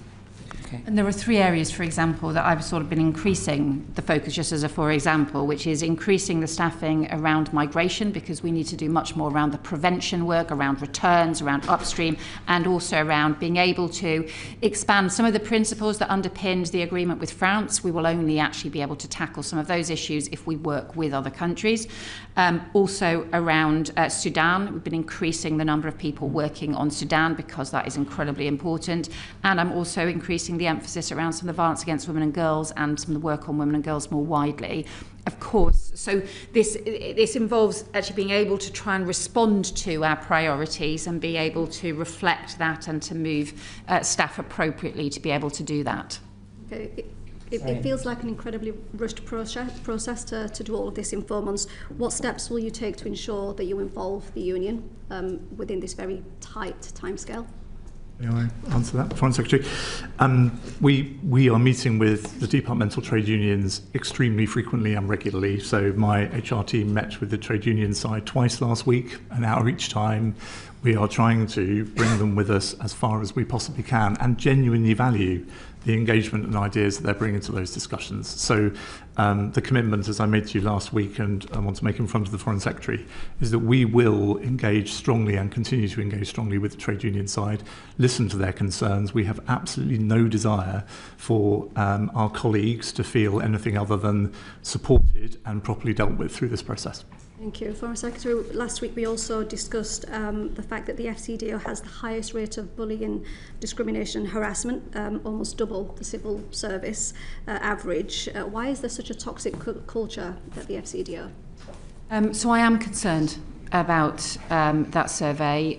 Clearly it is something that that needs to be addressed. Maybe again if I could turn to Sir Ollie in terms of responding. Yeah. Well, it's as I said to the committee, I mean, any rate above zero is not something that we're ever going to be happy with.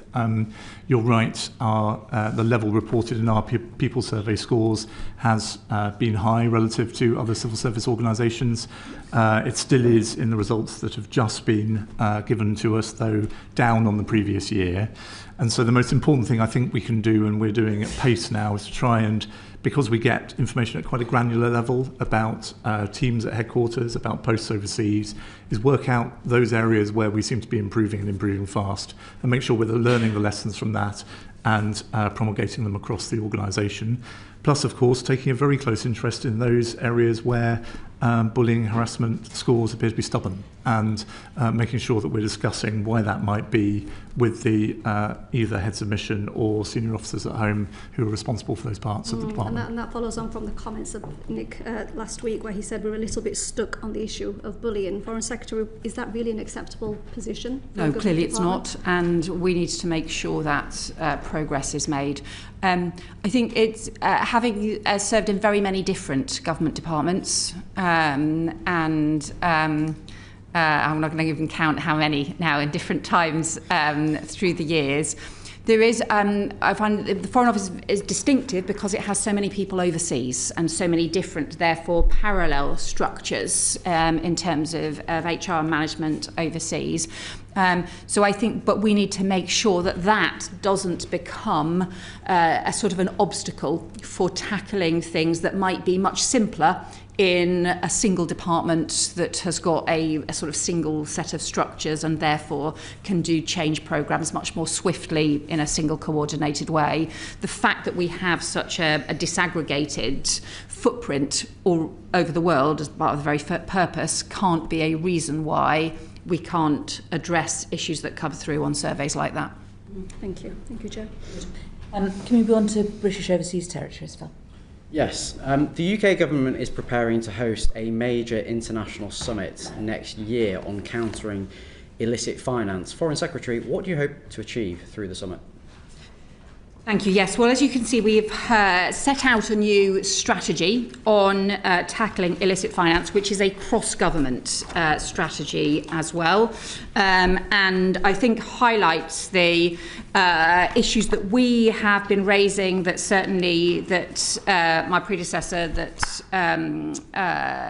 David Lammy had been raising as well, about tackling issues around illicit finance. One of the key things as part of that has to be the work done in terms of the overseas territories, but actually that is only a part of it, because there's also the further work that we can do using our expertise, whether that be around issues around sanctions, whether that be things around the Treasury, whether that be around just having stronger overseas and international and domestic leadership on tackling some of the criminal aspects and going after the money. So just as a for example, the work the Home Office has been doing with Italy on illicit finance that underpins organised immigration crime. So there are different aspects to this, and the whole point about doing the strategy was to bring all of this together. The point about being able to host the summit was to be able to show this is what, actually, if we have all of these different countries and agencies and organisations working together in a comprehensive way, that sharing of information, sharing of intelligence,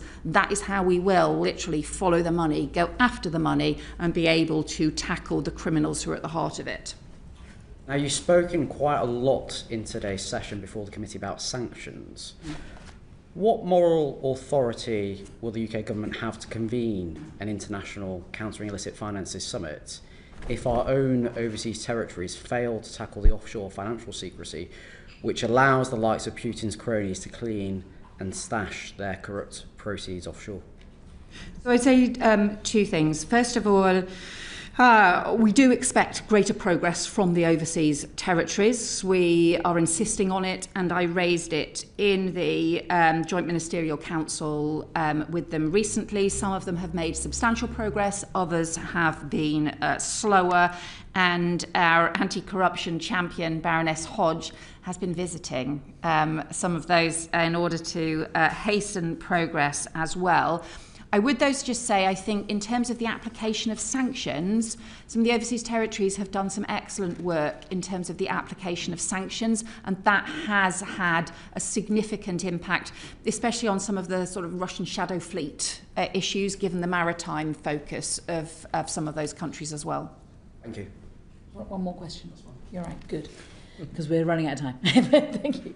Gibraltar, do you want to ask some questions? Thank you. Foreign Secretary, has the government received a copy of the McGrail inquiry report? I understand that we do have information on it. I have not yet seen the details of it. Do you know if it was the full report or a redacted version of it? I don't know the answer to that. we are looking forward to publication of the inquiry's report, but we see this primarily as a matter for the government for Gibraltar. So we see it as a matter for us to oversee, and we would like to see it too, please. And if you aren't able to give us the full details, we will want to know. Yeah. I wonder if the government has any view on the potential for the First Minister using the powers that he passed last year to only provide a redacted version of that report to the public. So I understand the point the committee is making here. This is something that Stephen Doughty has been dealing with in the department, and I understand the concerns for transparency that you are raising. My expectation would be that there will be a publication, but I will pursue this issue and get back to you. In terms of the EU-UK Yes. Gibraltar Treaty, when can this committee expect to see the text of that? We hope to be able to do so as swiftly as possible. The political agreement obviously was reached, but we have not. I think we're not yet ready to be able to publish the full treaty. That will be published and will go before the House in due course. There'll be plenty of opportunities to scrutinise the treaty. As in, the government will commit to allowing time in the chamber to debate the treaty? There will be the normal processes around treaties, which does include scrutiny in the chamber and will include discussions. And I also, obviously, it will be your prerogative to be able to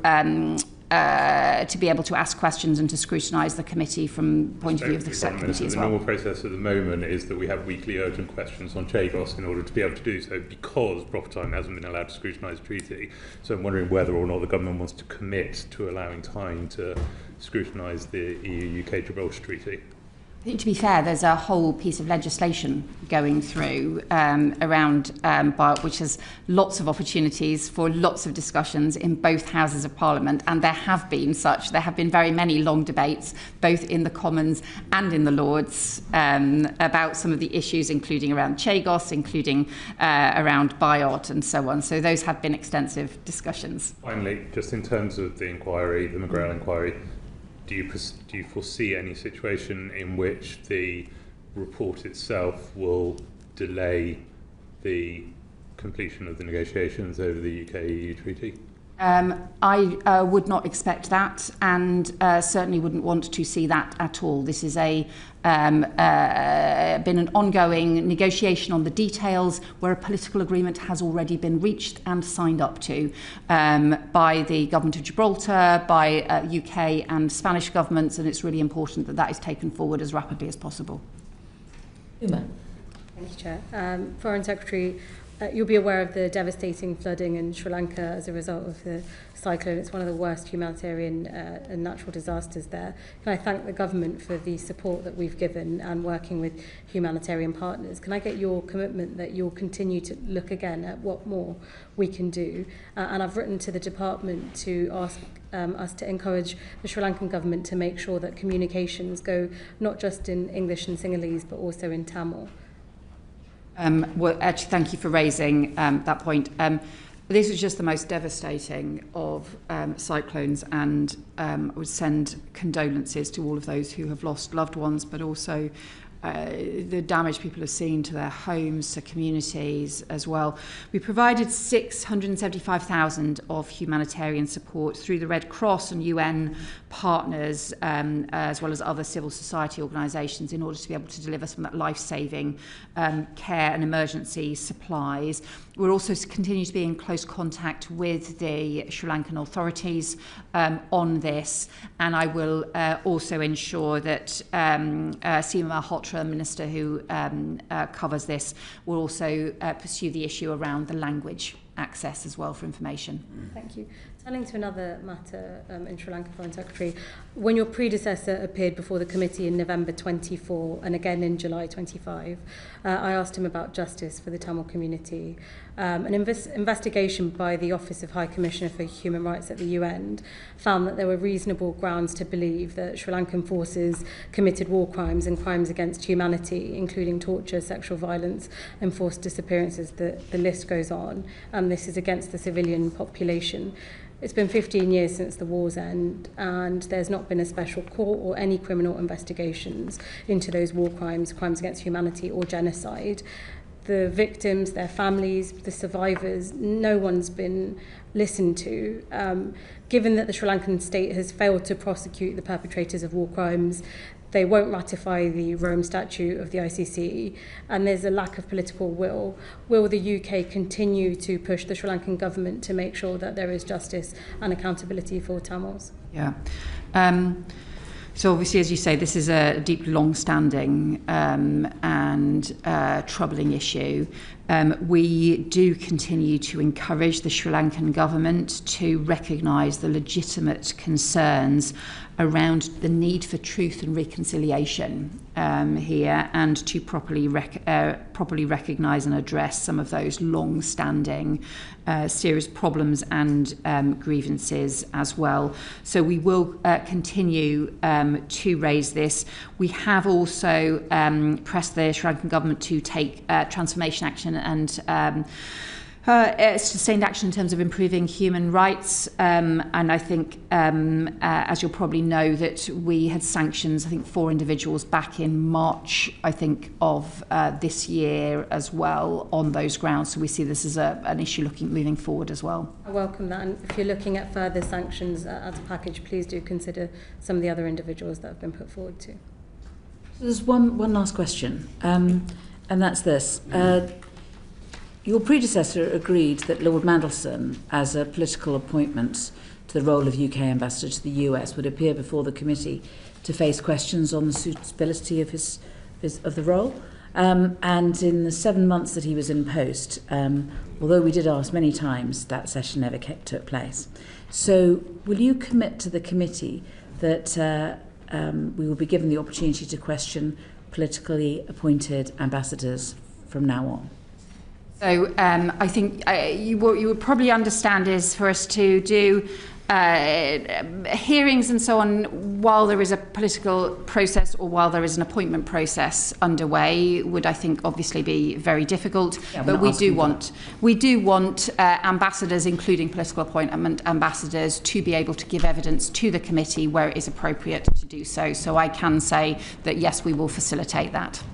Not quite the question. You see, there's a difference between an ambassador who's appointed, who's employed by the Foreign Office, and someone who the government decides, as a matter of politics, should take the place of an ambassador, should go as an ambassador. Now, I know that there's an argument that even though they're a political appointment, they're not there in their own right. It's not like an Ofsted person who can go off and do their own thing. But it does beg the question, why have a political appointment for an ambassador if they're not going to be using a bit of discretion? And it's for that very reason that we think we're not asking to be involved in the decision making, but before they take up the post, or even if not before they take up the post, in the early few weeks, we do think that it's appropriate for them to appear in front of us. So I think the anything which is about probably taking evidence of them before they take up post when there is somebody else in post, for example, I think that is quite challenging in terms of the roles that we need people to play. And also the ambassadors do need to be the representatives of the whole British government, and they are not, ultimately I and other ministers are accountable to you and accountable to Parliament for the decisions that we take and for the way that we operate, as opposed to individuals who, whatever the process for them to be appointed, ultimately they're once appointed, they play the role as the voice of the British government as a whole abroad. I do think, though, that you should be able to also ask questions of those who do these jobs abroad, just as you would, and any other committee would ask questions of civil servants. I recognise the point that you are making about the added issues around political appointments, so I do recognise that and would take that into account, but I would see this as the Foreign Office hopefully facilitating you being able to ask questions of ambassadors and high commissioners in different roles around the world. We do think that there's a precedent, and we believe that we're losing it. So Ed Llewellyn came in front of the committee, Baroness Scotland came in front of the committee, and Lord Mandelson didn't. And we think that we don't want to lose this, because we think it's an important part that we play within this process. And if there's so little difference, as I said before, between a Foreign Office ambassador and a politically appointed ambassador, then why bother with a political appointment? And if you're going to bother with a political appointment, they should appear in front of the politicians.